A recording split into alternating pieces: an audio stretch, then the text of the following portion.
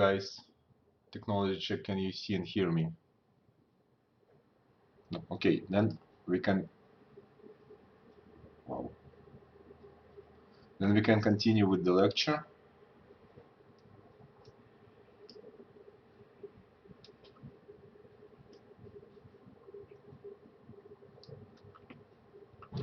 And finally, we are starting the actual time series modeling topics in our course.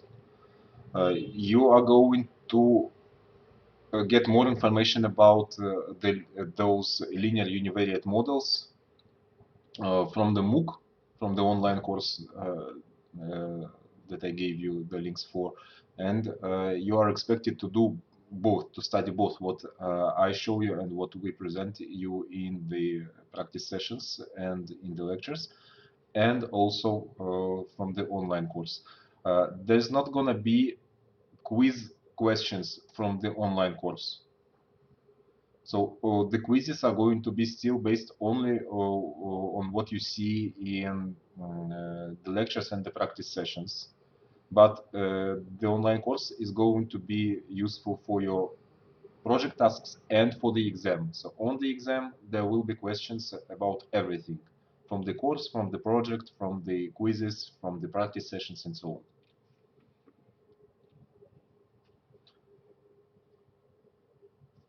So now,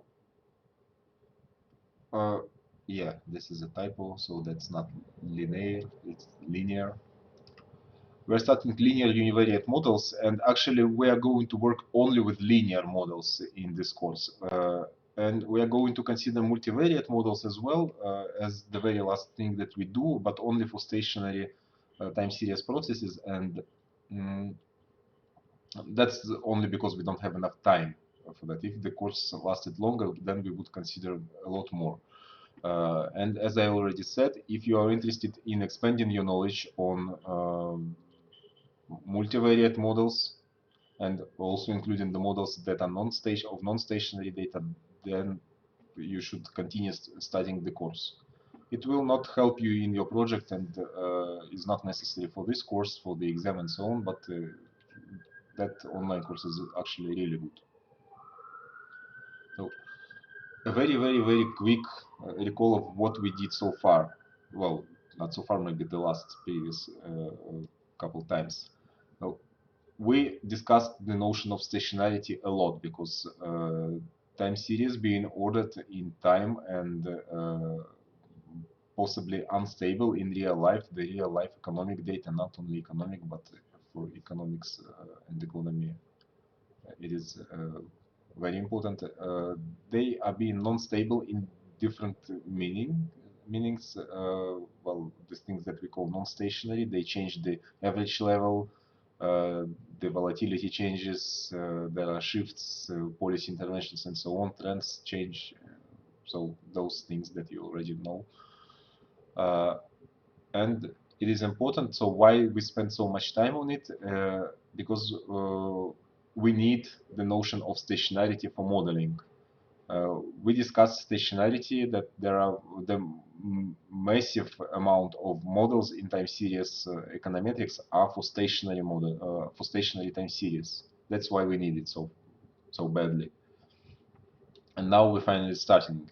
So stationary time series, linear univariate modeling. Let's go like word by word. So stationary, yeah, that means that the time series processes that we are going to discuss and the data that we are going to use for models, for actual model stage, after we did all the data analysis, preliminary analysis, did the necessary transformations. So we need to put time series into our models. We need to put in stationary time series. Then, of course, yes, time series, because that's time series course.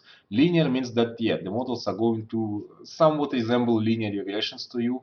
The different components of the models are going to be entered into the models linearly. Well, we are in the very basic course, so linear is what we have in contemporary applications and time series models. There's a lot more non-linear models these days. But the basic stuff and the basement or like the foundation of all the modeling is linear models anyway. And univariate means that we are going to consider only one time series at a time. So each model is going to be of one time series. This is a little bit strange for econometrics to work with only one variable, but for time series it's possible because we are going to model the dependency between the current values and the past values, or between the future values and the past values. And this opens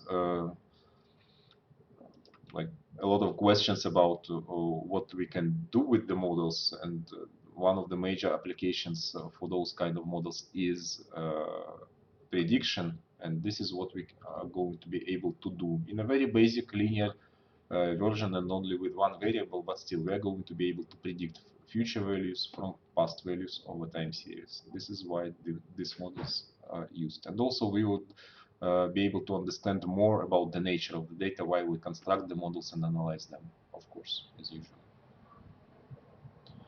So today we are going to talk a lot, today and tomorrow and the next week, we are going to talk a lot about the thing that is called DGP. Don't confuse it with GDP, that's not it. So DGP stands for data generating process. Or sometimes just process or theoretical process, something like that. So have you ever heard of it? Have you used this terminology before, data generating process, in other courses, in statistics, maybe econometrics, I'm not sure.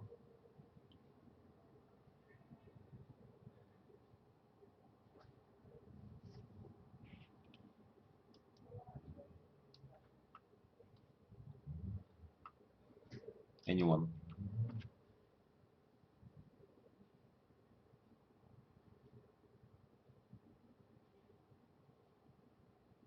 Okay, so I will take that as a no. Then the question doesn't make any sense. This question, what is the difference between the DGP and the model? It would be a nice thing to think about it. We are going to discuss both data generating processes and the models. Now, the main difference between them that the data generation process is somewhat like a theoretical construction. A model is also a theoretical construction, but the data generating process is a deeply theoretical and conceptual construction of everything that we can know about how data is not obtained but come to life at all. What is going on in like the real world? We might not be able to see it in the data generating process, but we assume that there is something that is going on and that brings up the data that we observe. Yeah. No. And when we are going to say, and we are going to say that when we discuss the data generating processes of time series, especially when we are going to say this time series is data generating process, so this is the time series DGP, we basically mean, and this is all we mean, and like everything that we mean is that this is all that we can know about this time series. Not that just that this is all we can know and there's something else that we don't know something, but no, there's nothing else. When we say so this is exactly the data generating process of particular time series, this is all that we can know. This is exactly how time series works, how it comes to life, and this is how we can observe it in the data at most. Even if we don't observe something sometimes, well, yes, but uh, if we observed everything that we that could be observed, then we cannot go further than the data generating process. So this is like the extensive and the most detailed description of how time series works, how it lives, and so on. And then, of course, it can only be analyzed theoretically because we never observe everything about time series in real life, even if the time series is very basic and like maybe degenerate like some constant value, because that's still there is still a question where it comes from, why it's constant, can it change, maybe not, maybe yes, and so on. So in real life, with real data, we work with models, and a model is this is like very basic information about what a model is. I'm sure you know it, but just to stress and attract your attention to the fact that a model is something different than the data generation process. And when we are talking about theoretical properties of time series, we mean mostly data generating processes. And when we work with data, we work with models, and by models we understand simplified descriptions of data generating processes. Often we analyze them, like substitute them to each other, and we say that if this model was the true data generating process, then, but still we understand that no, model is still a simplification, and might be something more to the process that we don't know, and we have to account for it, especially when we apply our models to real data and try to make reasonable applications of them, like maybe derive predictions and so on. We might understand that there might be several models that are different simplifications of the same data generating process, which we don't know. And we have to decide which one to use, which one looks like a better description of the data generation process and so on. So this is a major task of any econometrics application, including time series. And yeah, we use models to feed them to the data and then test stuff. By test stuff, we also mean, yeah, I'm hiding it.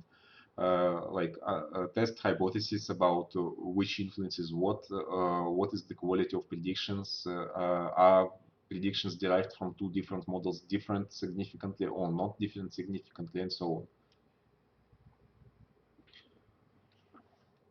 And we are starting this topic about univariate linear models. We are starting from studying the properties of data generating processes.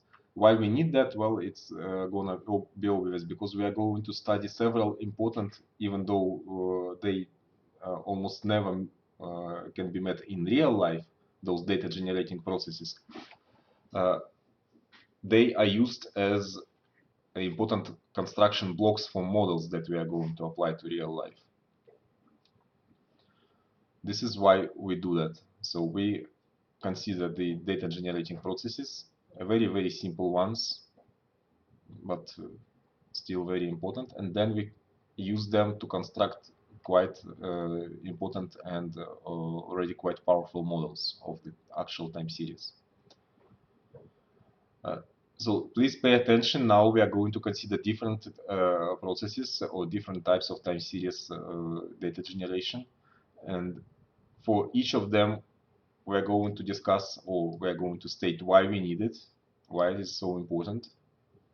We're going to outline some important properties. Some you are going to study on your own from the course or from the textbook, whatever. I will give you some handout to finish. There are some important special cases. Sometimes it's about values of the parameters. Sometimes it's about some distribution, maybe, and so on, some like order of the models and so on. It depends on why we need that special case. And we will compare the process to the other ones, probably some that we already know between each other and so on. Now, something that you, I'm sure, already heard about, at least maybe outside economics, because, well, it's pretty much impossible to work with data and not to hear about this thing at all. And there's a class of processes that is called white noises. And we are going to use a couple of them. Well, actually, in a real data application, we are going to use only one of them. But we are going to consider two. Have you heard somewhere? Have you used it? Have you seen at least the terminology white noise somewhere? And then if yes, then in which context?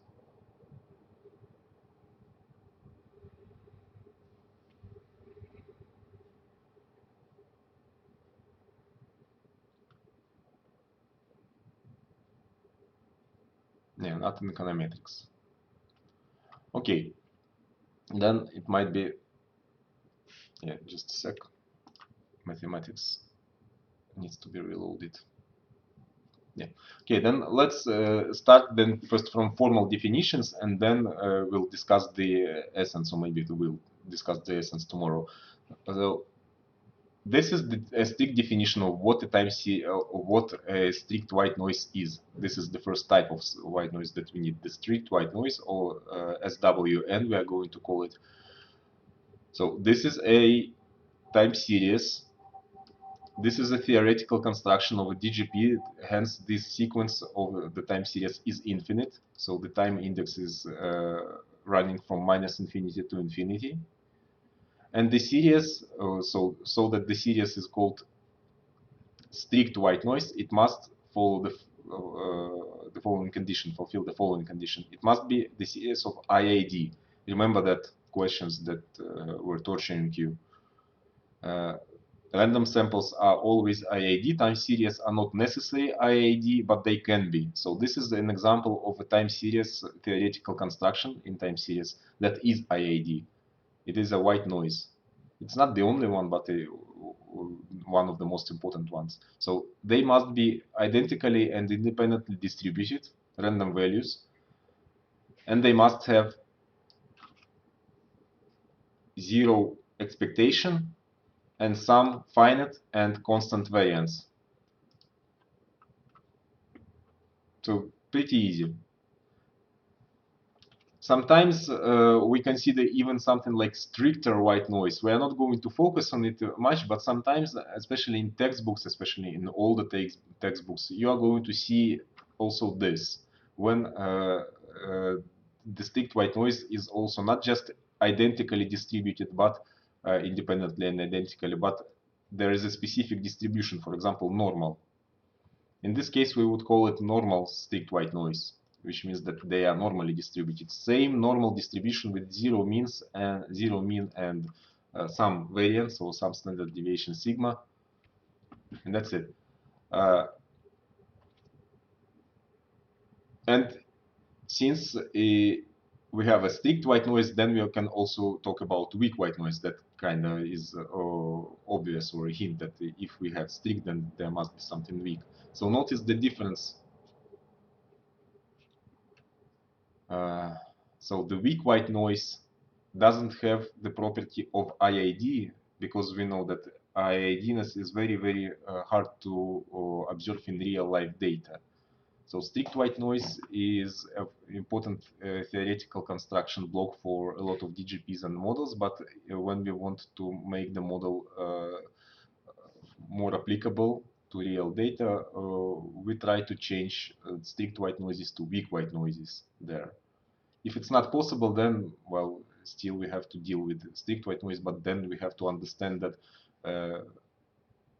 in real life and in real data, it is very hard to detect something that is strict white noise, because the assumption of IIDness is not easy to check. Weak white noise doesn't have this assumption of IIDness. It still is zero in mean. It still has some finite and constant over time variance. And instead of the IIDness, we have this condition. How do we call it? What do you think this is? So it's not IID anymore, but what? But still, it is a weaker version of strict white noise. So it's something like, should be something like IIDness, but not exactly, or not so strict. Roman, if you're saying something, then you are. Вопрос, это вопрос сейчас или? Yes, that's a question. What do we call this condition? Независимость? No. Независимость is independence. It is here in IIDness. It's not independence unless we are talking about the normal distribution. Only when your random values are distributed normally and with zero mean, this condition implies independence. This is what we call uncorrelatedness, yes, or zero covariance in this case. This is not exactly correlation or covariance. It's not correlation at all, because it's not normalized over the standard deviations, right? Or these guys. But because of the zero mean, this is the covariance of the random variables. So the covariance is zero, which we say, okay, it must be uncorrelated. It is not exactly independence unless we are talking about normal variables. So if the distribution is not normal and we don't know what is the distribution, it might be even different, notice, right? Remember that there's some comparison between the strict white noise, weak white noise, and strictly stationary, weakly stationary. There is some reference to that. Strictly stationary means the same distribution. Weakly stationary, well, means it is stationary in some moments, in the first and the second moments, but the distribution might change. Here, the same. So what we say that first moment is zero, second moment is the variance is just constant, doesn't change over time and finite. And the second mixed moment, the variance or the covariance, sorry, is zero. So it's not independence, it's uncorrelatedness, and the distribution might even change. But it is important that this thing holds. Something like sometimes you can see this property as linear independence. Awful term, but better to use uncorrelatedness. Another question is that does it remind you something, this set of conditions? Have you seen that before somewhere? And now please start to think about things that you saw before in your other courses.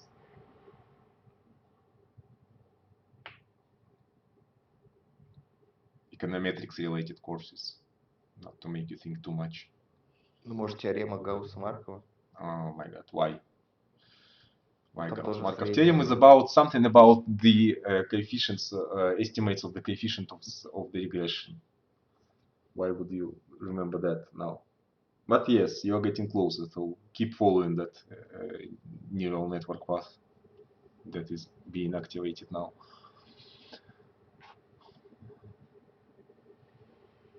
Some special random variables that you used a lot and that were required something similar to this. It was not exactly the same because they were not time series, of course, but something else.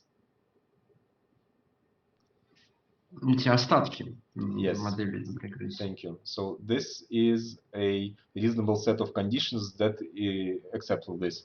That is usually, or maybe even when we are talking about random samples, but because you used to work in regression analysis only with random samples before, you normally require this, IID. But then we said that maybe not exactly IID, but uncorrelatedness between each other. It was a strange condition when you discussed not time series, but still there was such condition, right? For the regression error term. Not the residual, but the error term, the theoretical error term. The residual is what you get when you estimate and subtract. So there are other questions, we are going to discuss them later. No. Yes. So this is what we are going to use as the analog of the regression error term in our models. This is exactly why we need it, most of all. So the question, can a time series be a strict white noise but not a weak white noise? I kind of already answered it. So I will not repeat it now. I will just say that no, you cannot make something strict white noise but not a weak white noise, because from IIDness you immediately get that this is independent, and independence implies zero covariance, zero correlation and zero covariance. Yes. What about the opposite? Well, it's the same idea as with, and I already gave the major hint about it. It's the same idea that with stationarity.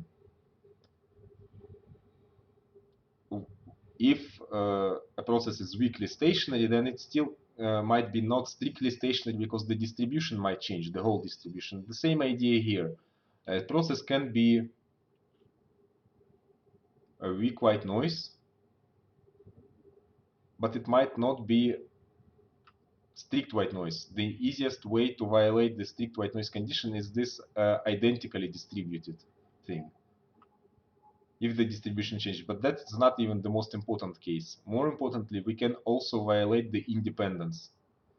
Even if two random variables are uncorrelated, they still might be dependent beyond linear models. Some higher order models moments might be dependent. Hence, we can still have similarly distributed in each point of time, for example, but not identically if you compare distribution of several moments ahead and so on. So one counterexample I already gave you, another one we'll discuss maybe in the practice session. So a very quick summary of why we need white noises, why they are important. So why do we need them? Yeah, we are going to use them as analog of residual or error term in regression models in our time series models. That's why. We prefer in our constructions, we prefer to use weak white noise because this is something that we can, the property of weak white noisiness is something that we can check from the data, at least potentially. We can design a test that would check. If the data is stationary, then it has constant mean and constant variance. We can check that. And then if the mean is constant, we can check if it's 0. And then we can test for the covariances of the series in the series of moments also to be 0 or not. So this is something that we can check. Strict white noisiness we cannot check from the data at all because unless we know exactly the distribution of it, but we never do when we are working with real life data. So sometimes we still have to use it. Sometimes we still have to use strict white noises because there is no way that we can construct the desired properties of our models by using weak white noise. It happens, but quite rarely. So, but the major difference between and why we love weak white noise is that because we can verify them from the data. And well, that's it. The next important thing, and I'm sure that many of you heard about it, maybe not necessarily in the same context as we are going to use. So if you heard about it as maybe a smoothing concept or a trend smoothing concept, then this is not it. The moving average in the context of time series univariate linear processes is a different thing. So don't make it confuse you in your mind when you see this MA term.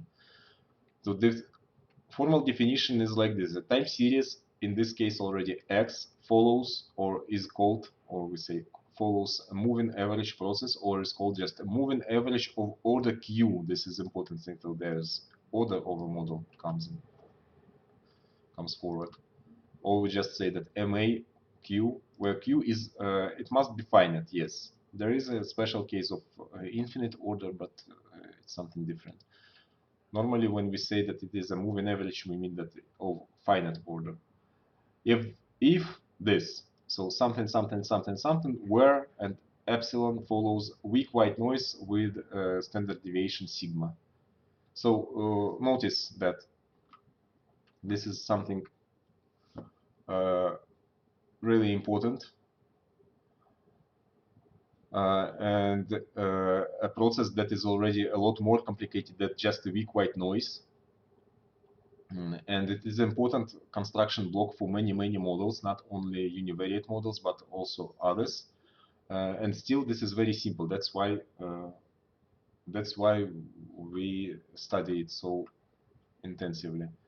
So basically, why we call it moving average, because it averages over past values. So the value of the process xt in this particular moment of time t is a weighted average of the past realizations of the white noise that is underlying this process. Why of order q? Because only the q last, other than the current value of the white noise, the q last values of the white noise are averaged with the coefficients θ1 to θq. So there are q terms that are averaging. Also, don't let the term average confuse you here. The coefficients θ don't sum up to 1 or anything. They can be anything. They don't have to sum up to anything or to be strictly positive, strictly negative, just basically any numbers.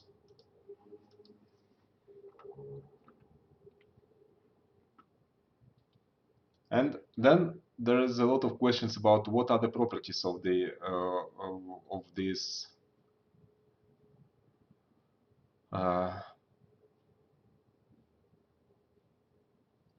of this process. What do you think about its stationarity? Just without any further thinking it through, don't overcomplicate it. What's the first idea that comes to your mind? Is it stationary or not stationary? Ну, да. Yes, why? Ну, среднее будет фиксировано. Ну, вот это как-то буква. Ню. Mu, yes, that's Да. mu, that's a constant term, yes. That's a constant shift that sometimes is present in the definition of those processes, sometimes not. In general, yes, there is also not just fluctuations around that white noise but components, but also around some constant level mu. Yeah, it's also some number. Yeah, well, basically we know that these guys are uncorrelated between each other. So the white noise are delivered as uncorrelated series of random variables, series of uncorrelated random variables. And then when we try to take the first moments of this thing, the mean level is going to be, yes, definitely just the constant, because the rest random variables have the mean level 0. And then the variance is also going to be stable. This is very important. Can we say something beyond the constant mean and constant variance? What about the distribution?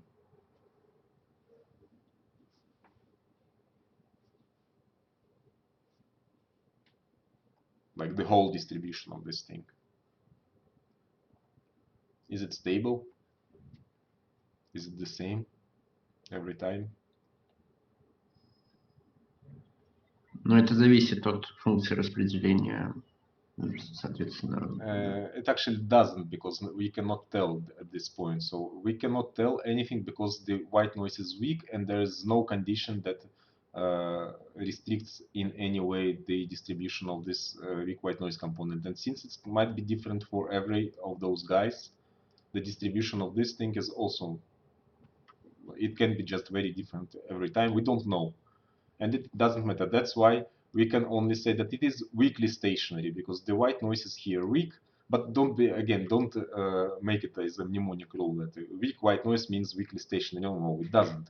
But because the white noise is only weak here, yes, we can say that this thing is stationary because it is going to be stable moments and so on, but only weakly stationary because the whole distribution we don't know at all. Okay, find the first two moments. This is something that we already partially did. This thing is going to be a pain in the neck for us, but we have to find it because this is going to be a very important construction. So this is what we call, how do we call it? We already gave it a name. Essentially, this is a covariance. Автокорреляция. Yeah, just not the correlation, the covariance, because of this V here. Correlation would be something else. Yeah, so this is when we call the covariance autocovariance, because it's the covariance between the current value and the past value of the same time series. Yeah, autocovariance of order J in this case, we can say also. But it doesn't matter now, so this is just autocovariance. And for different J, of course, it's going to be something different. Let's try to find those things. We already said what the mean would be, the expectation of this process. That was pretty easy. Still, let's write it down. Yeah, sure.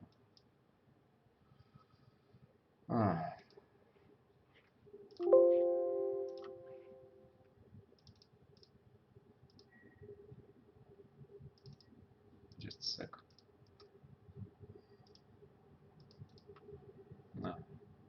doesn't work. Okay, then like this. So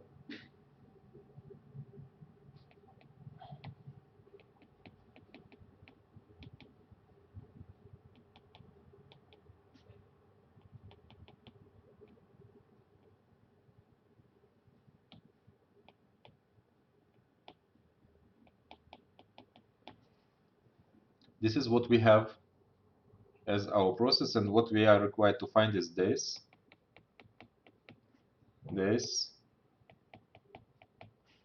and then something really ugly. Maybe here J is not the right thing, so something else. And there's also a question, what should the I be? That we already said, it is just mu, and this should be obvious. We just apply the expectation to the both parts of this expression. Mu is constant, and there's everything is linear. That's why we are calling the process linear, and the process is linear. There's only thing that is non-zero is mu. The rest components have zero expectation because they come from big white noise, which is zero in mean. So I'm not even writing it down. More tricky thing is the variance.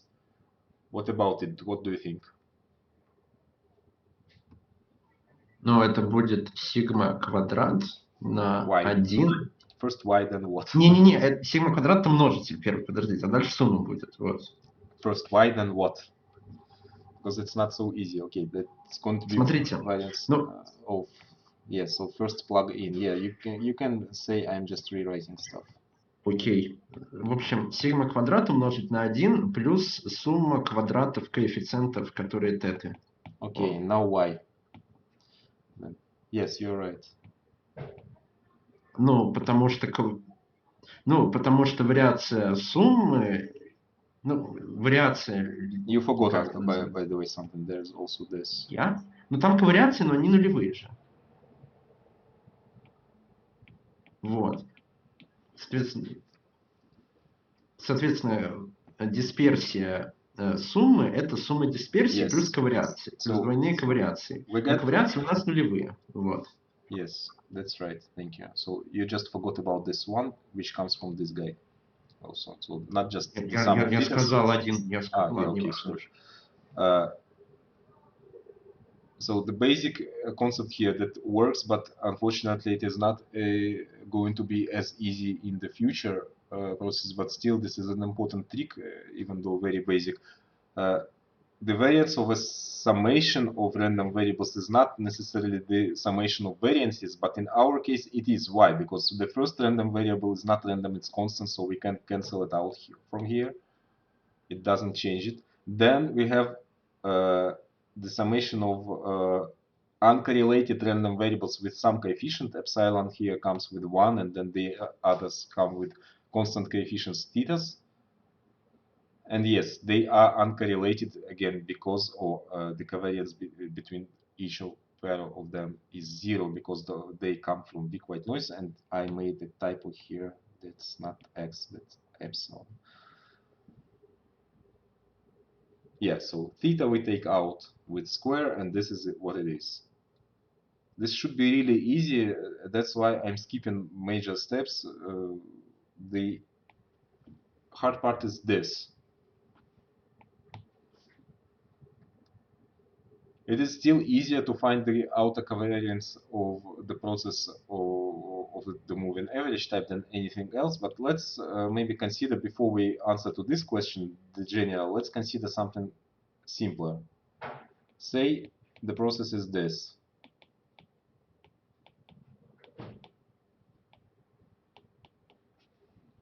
What is it, by the way?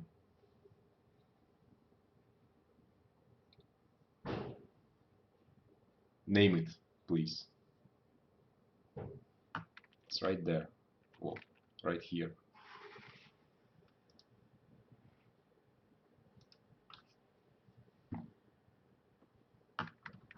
So there's only one term from the past realizations of weak white noise. So it would be a moving average, but there's something missing here. Before we specified that. The hell. Yeah, I love how technology works these days. It's so funny every time. Unless we specify that the series of epsilons comes from weak white noise or strict white noise, which is even better, but this would be enough.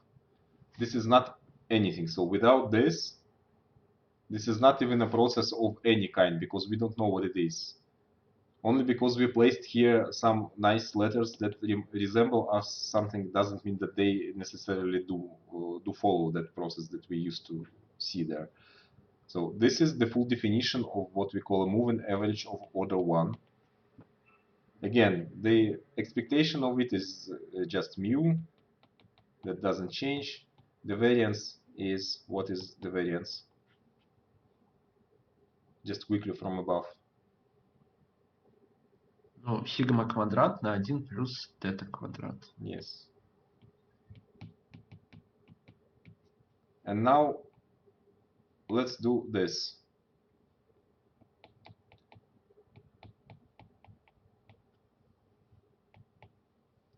This is something really nice. First of all, we have to, this is autocovariance for j equals 1. So the covariance between the current value and the past value from one period before. This is a very important thing in the context that we are going to consider linear models of past values of current values dependent on the past values. Since they are linear, the covariance between those values is going to be really important. It's going to be giving us the linear coefficients when we, for example, estimate linear regressions and so on, and give us some idea about how predictable things are. So how should we approach it? Find the covariance. First, we have to remember what covariance is. It is some degree of dependence. Но мы можем вместо, соответственно, переменных поставить их в формулы. For example. But that doesn't answer the question what a covariance is. Ну, мера связи. What is it mathematically? Мат ожидания произведения минус произведение мат ожидания. Yes, thank you. Or there's easier version to do that. What's missing? Theta epsilon t minus 2. So you see what I did here. This is exactly plugging in. This is just from the definition. This is the same definition but shifted one period back. And we just plug them there. Covariance by definition, actually what you call it is not a definition but a property of two random variables is this.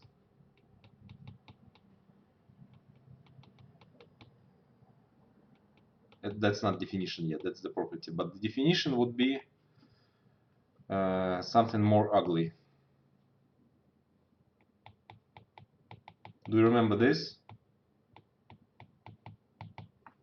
Ну, такое тоже. Yeah, the second central moment. Mixed central moment. That's what covariance is. This is the definition.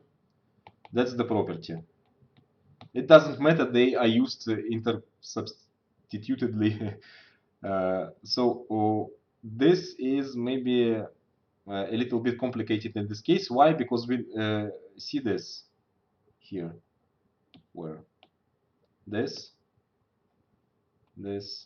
and this. So if you use the actual definition here, it would be easier just to subtract the mean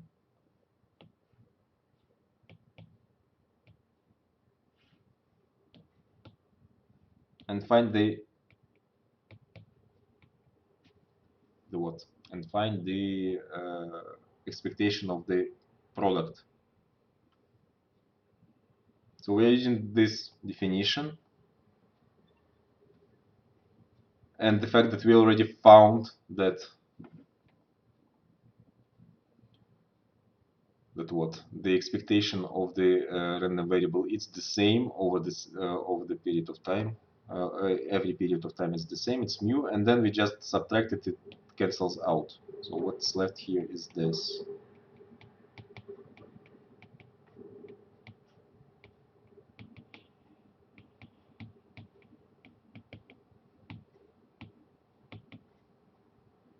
What's next?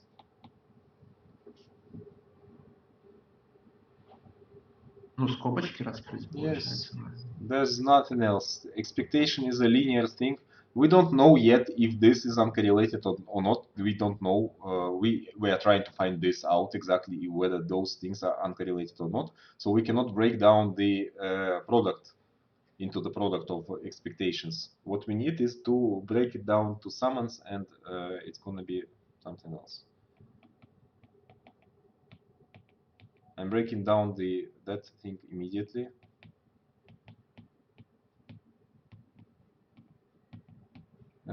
What is Smith's? And oh,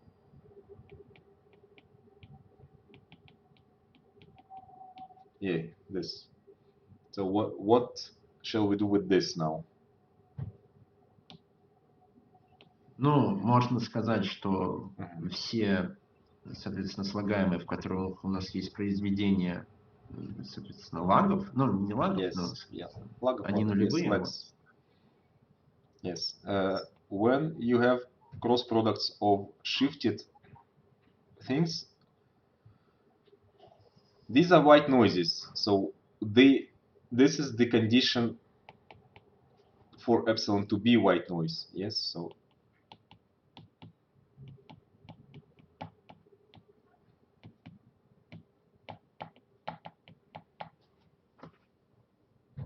as long as you get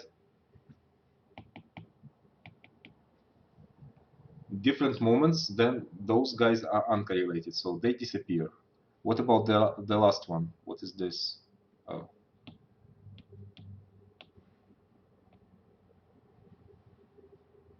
Ну, это, по сути, сигма, это тета на дисперсию. Yeah, so theta goes out, and what remains is just the variance of the epsilon. Why? Because epsilon has zero expectation, and then the second moment of it is just the variance, which is sigma by definition. So what's left here is just, I will rewrite it.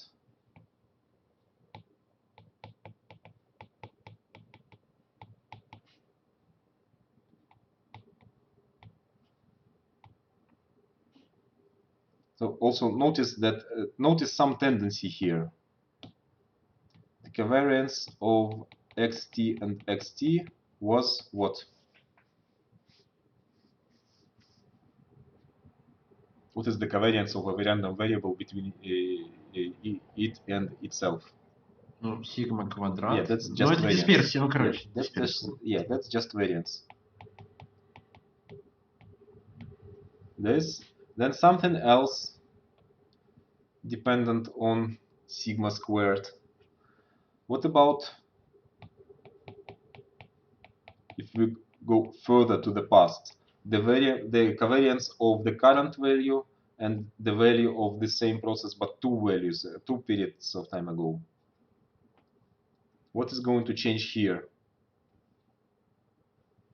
I'm not going to rewrite, I'm just going to change some stuff here. Ну, вообще нулевая уже будет зависимость, потому Why? что у нас... Not dependence, covariance, not dependence. Covariance нулевая. Yeah. Why? Потому что нам нужно, чтобы при кросс-произведении получались произведения одних и тех же этих ешек. Yeah, too complicated, Roman. I'm glad that at least one person. Ну, лаги слишком большие становятся. Yes. What should change here? Here. What changes? That was the question. Нужно во второй скобке поставить t-2 и t-. The first thing, this thing is the same. That's the current value. So here we change the we shift not one period. Yeah, not enough colors, but two periods back. Then it's 2 that becomes 3, 3. And now even this is not here, it's also 0. And 0 here. And it's kind of obvious already. If not, then you can check that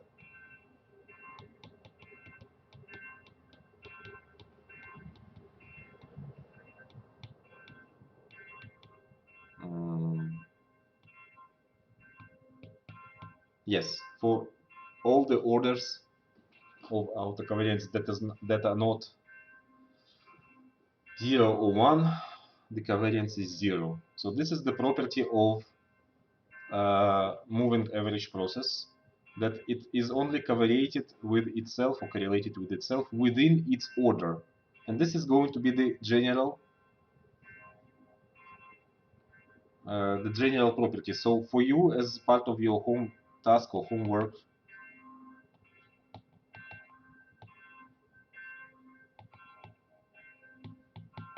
you will have to derive this as the function of j. So what is the covariance of the current value and the past value j periods before as the function of j? In this case, this is for what? For MA of order 1, special case, very easy. Then okay, so hint, well, kind of something already obvious. If j is higher than q, that thing is 0. For the same reason, because they are too far apart, shifted so far apart that there are no overlapping terms. But when it's something less, then there should be something. So we are not going to write it down. This is the answer to the question, to the original question here. What is the outer? What is the bells? What is the autocovariance between the current value and a value several periods behind in the past? There's also not another, but just a special case of moving average. I already told about it. A moving average of order infinity. It is useful sometimes. I'm going to mention it a few times, maybe tomorrow, maybe not. The only difference is that, well, first, this thing never goes to 0. And then there's additional stationarity condition. Because of the infinite summation, for this thing to be stationary, we need to imply this. But this is very technical. We are not going to use it almost never. So yeah, just remember that if the order is infinite, stationarity is not as easy as it is for finite order. Now, something that we would suffer a lot more from, and something that we also love more in time series, the autoregressive process, so just autoregression. Sometimes also don't confuse autoregression as model and autoregression as process. Now we are calling that, I specifically place here, autoregressive process, or as short AR, and we start with a special case of autoregressive process of order 1 or AR1, and this is the definition. You see the difference. Instead of the being dependent on the past values of the white noise, it is now dependent on the past value of itself.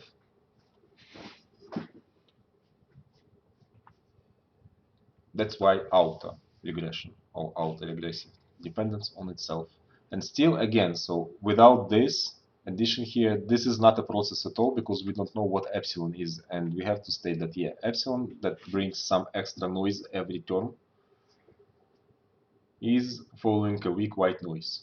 If epsilon, by the way, if epsilon follows strict white noise, this is still an autoregressive process of order 1. This is legit, because weak white noise is a special case of strict white noise.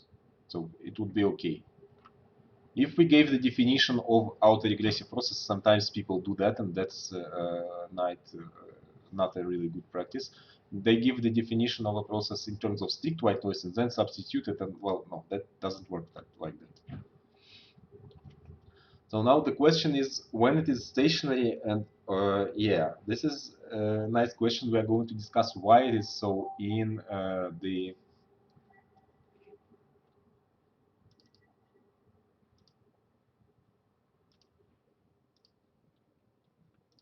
no, it's still not working. In the practice session so far, we have to just remember that this must hold. The coefficient, that phi 1, the coefficient of autoregression, this only holds for AR1, of course. Not of course, but that is important. So when we deal with autoregressive of order 1, the stationarity condition is this. The coefficient in absolute value must be less than 1. It is kind of intuitively understandable, maybe. But mathematically speaking, it's not clear. But we are going to discuss that more later, and especially tomorrow. How much time do we have? 15 minutes, right? Yes, 15. Yes, thanks. That should be enough for the half of lecture. We're going to continue next week from the same spot. And the intuition behind this is that if the coefficient is larger than 1, it is easier to imagine that it is positive, for example, and mu is positive, and the coefficient is positive and higher than 1, then it is going to like explode. It is obviously why it would violate the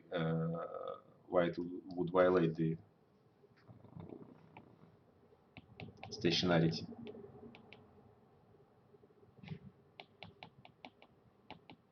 Even if there is some noise and mu is something like, and for example it starts at some value, even if it's around mu, then it jumps. Well, in this case it will jump, yeah, it's not a good example, it will jump down instead of up. It will jump, and it will explode. There might be some noise around it occasionally, but still the jumps are going to be huge, and no noise is going to be able to bring those fluctuations down.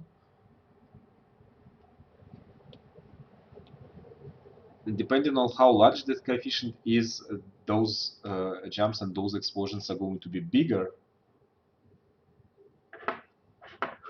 But even slight violation of that condition that is strictly less than 1 in absolute value violates stationarity immediately. A very important special case here when phi is 1. This is the unit root process, also not stationary as we already know, but this is exactly the definition of a unit root. One of the ways. For this particular time series process, unit root would mean phi 1 equals 1 or minus 1. So then if the process is stationary, only if it is stationary, then we can proceed to this question. So when we are looking for the first two moments, including the covariance, we must say that, okay, this must only work when phi is less than 1 in absolute value. Otherwise, the process is not stationary, and the first two moments are not stable in time, and we cannot even find them because they depend on time. And actually, it makes no sense for us to find them. So any idea how we would proceed?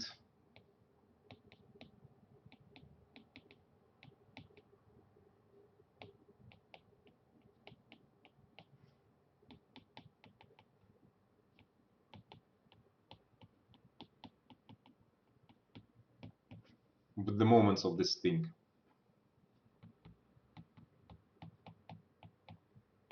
What about the conditional expectation? Oh, sorry, conditional expectation. Just the mathematical expectation of the process.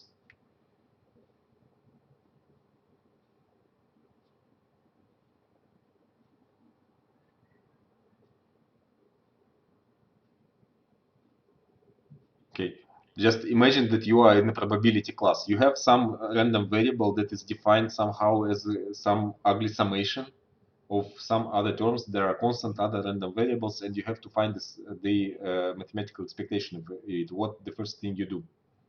Ну, можно просто расписать как математическое ожидание, как сумму математических ожиданий. Plug it in, yes. That's the first thing that we do. If we don't know what to do else, you plug it in and see what happens. And then expectation is linear operator, so you just break it down. I will miss some things.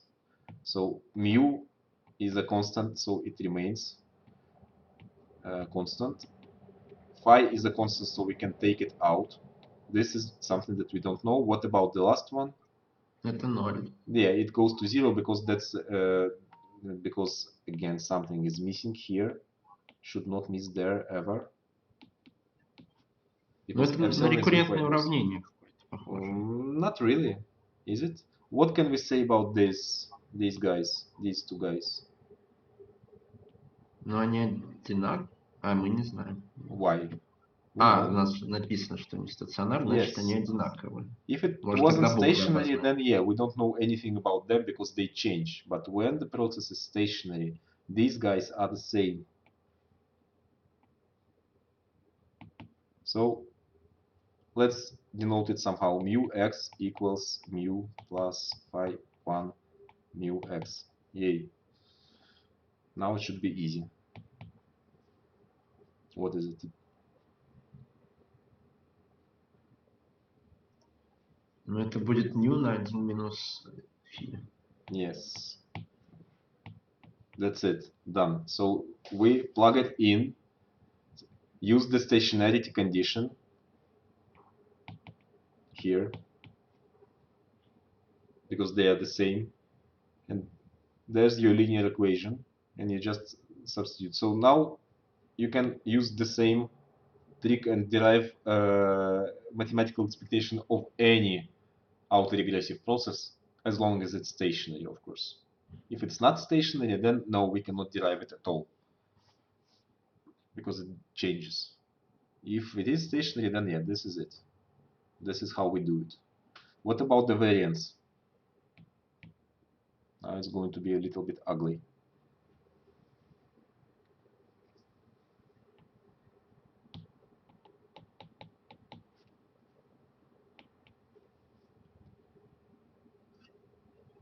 Ну, получается, что это будет.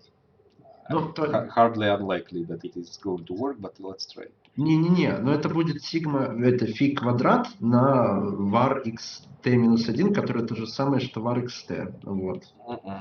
No, it won't. Нет?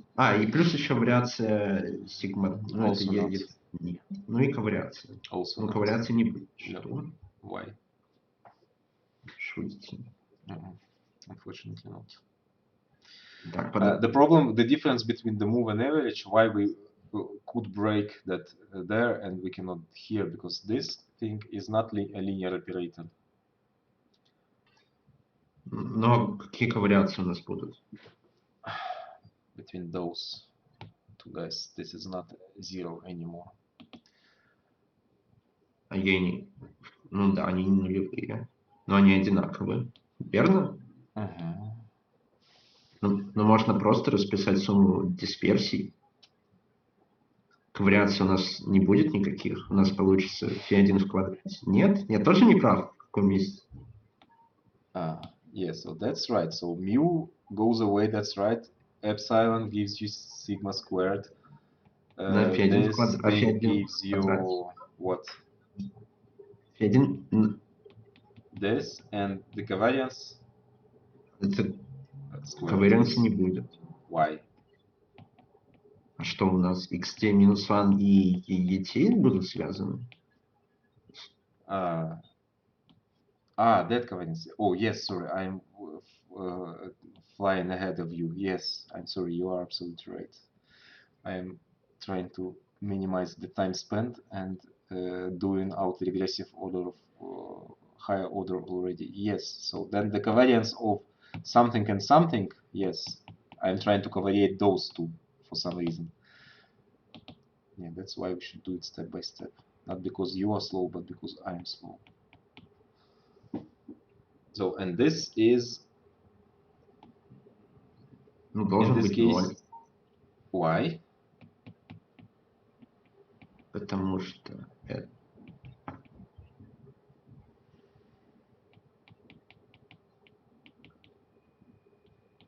Yeah, because That's if not- we try to plug it in, and then you see that even if we continue plugging in xt minus 2, xt minus 3, xt minus 4 here, we only get past values of epsilon t, and of course they are not correlated with the current value of epsilon t. Yeah, this is true. And now, so this is 0. And now what? Ну, опять буквы заменить Yes, в дисперсию. they are again stationary, so the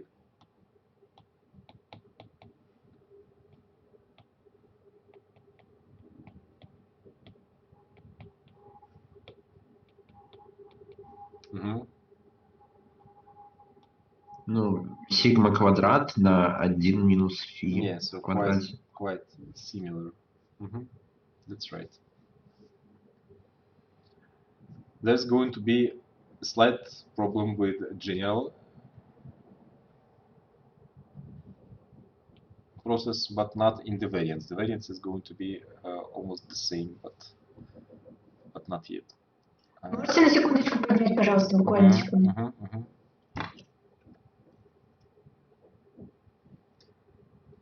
The idea is the same, so we use the stationarity condition to say, okay, this is the same over time, so let's just denote it as this. Linear equation, solve.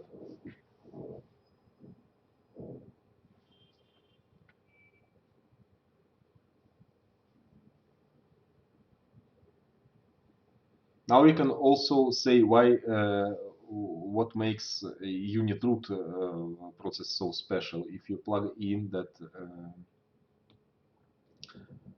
phi in absolute value equals 1, then it kind of shows that the variance explodes.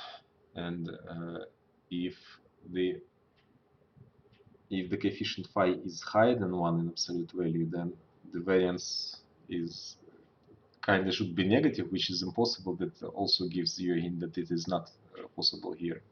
So if you got here undefinite variance, or for example for some particular process, for some value of coefficients, even not for autoregressive of order 1, but for anything, you got you try to find the variance and you get infinity or negative, then it means that probably you missed something in stationarity conditions.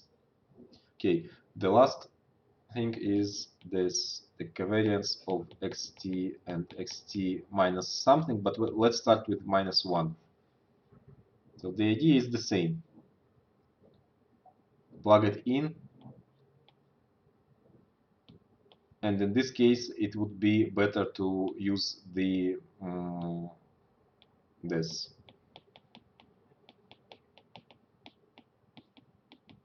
Just because that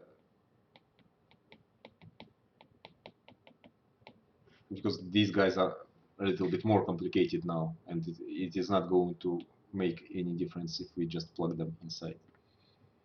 So what is this?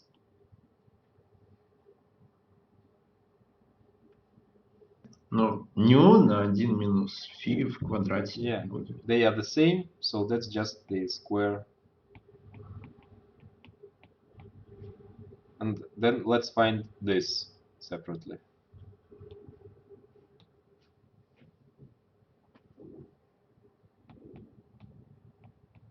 The idea is the same. Okay, we are going to find this. Well, let's not spend time on this because there is a lot more important things about that. You will be able to finish it yourself. Plug it in, break it into pieces, substitute, and then plug it in back, and there's going to be something really nice because something will cancel out with this guy, and so on. I will ask you to find at the end, to find all of those. It doesn't mean that you have to see it and derive it. These are very well established theoretical results in time series in those processes, so you can just find them in the textbook. Also, partially you will see them in that course. They will mention it a lot. Now let's maybe I will maybe spend some more of your time, a little bit, not much. Let's talk about a special case of the autoregressive process that is called the random walk.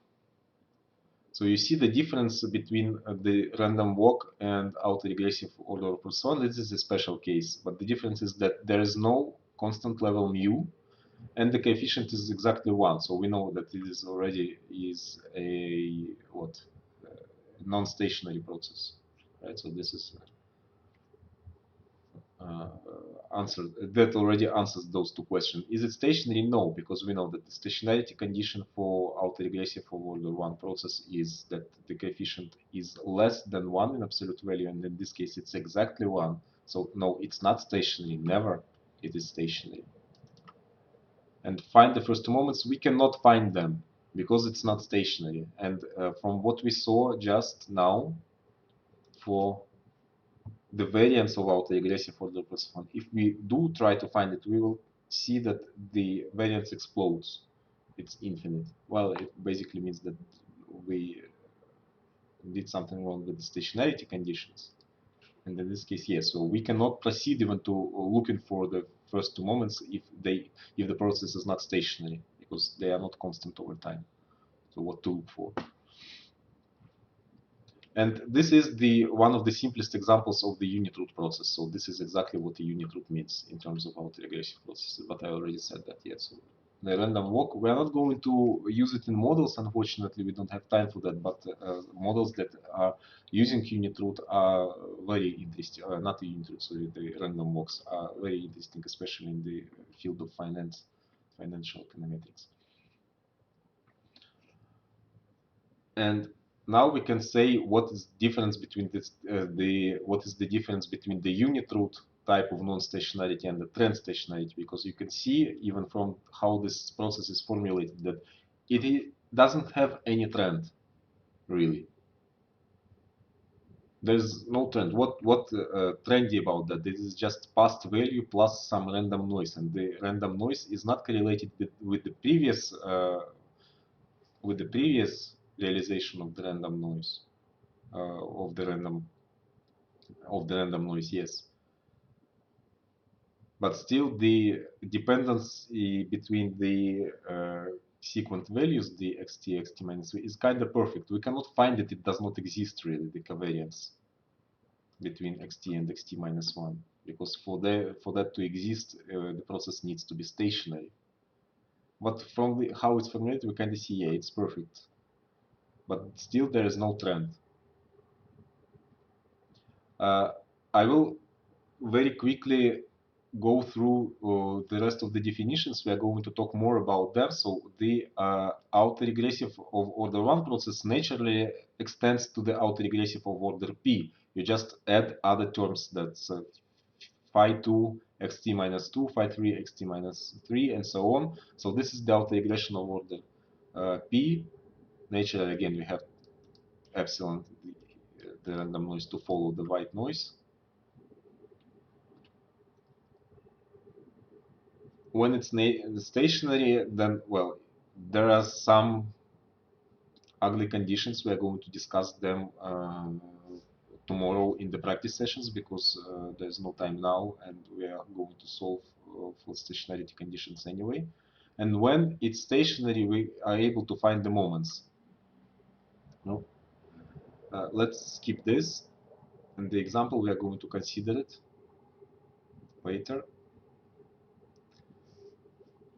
in the practice session. And the last moment, the last important process that we need is the autoregressive moving average process. This is why we are doing that in general. So those processes are very basic and very simple examples, and except for moving average of some complicated order and autoregressive of some complicated order, like autoregressive order 1 is almost never seen in real life.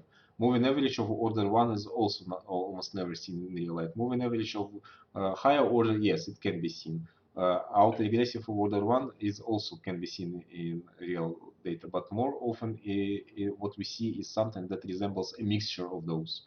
That's why we are considering them to come up with the idea of autoregressive moving average process, and later of the same idea of the same kind of model, autoregressive moving average model, which is a little bit different.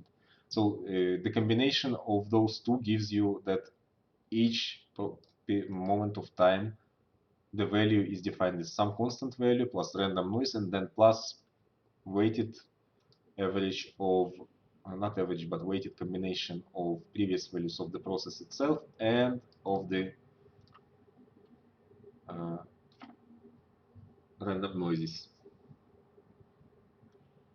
Very, very, very important properties. So the first one ignored so far. The second property is that the stationarity condition of Arma is the same as the stationarity condition of just R part. So you can ignore this moving average part when you discuss stationarity. Well, basically because this part is always stationary. And then this is a question for you for your homework. You can already derive them yourself. You can just write down very carefully the special case like Arma 1.1 and try to find the moments. You will see that they very, very, very